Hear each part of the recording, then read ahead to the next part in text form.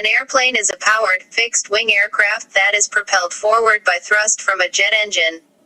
Characteristics of airplane are: airframe, the structural parts of a fixed-wing aircraft. Wings. When the aircraft travels forwards, air flows over the wings, which are shaped to create lift. Fuselage contains the flight crew, passengers, cargo or payload, fuel and engines.